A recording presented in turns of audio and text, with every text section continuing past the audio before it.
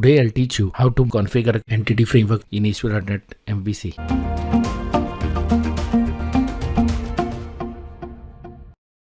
As you can see, I am connected to the Northwind database. On the right hand side, you will see a link to the video which explains how to download and install Northwind database. Here I am making use of customers table. The table has following columns. That's it from the database. Now I am moving to the Visual Studio. So before starting the tutorial, I will explain you some important details about Entity Framework.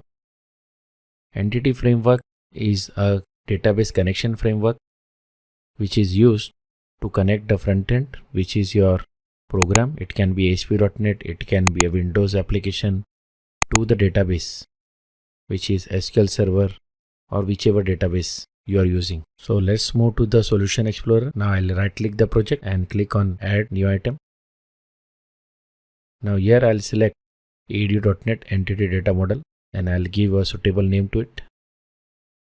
Now I'll click on Add.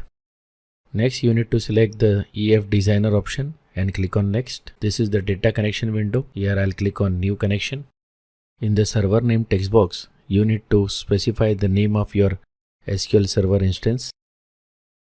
Now as you can see, I am putting the username and password of SQL Server in the authentication section.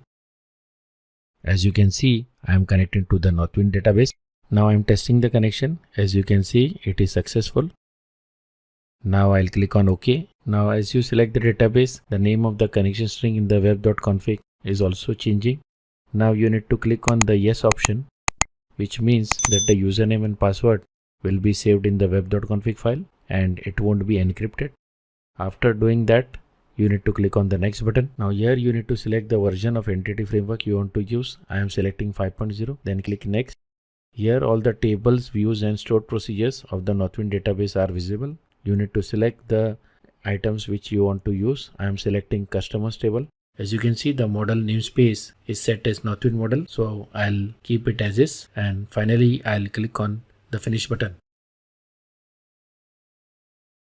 As you can see, the customer entity data model has been created. So with this, we complete the configuration of Entity Framework. And now it is ready to use in our application. So if you like this video, don't forget to like, share and subscribe. And please also click on the bell icon so that you receive notifications. Goodbye.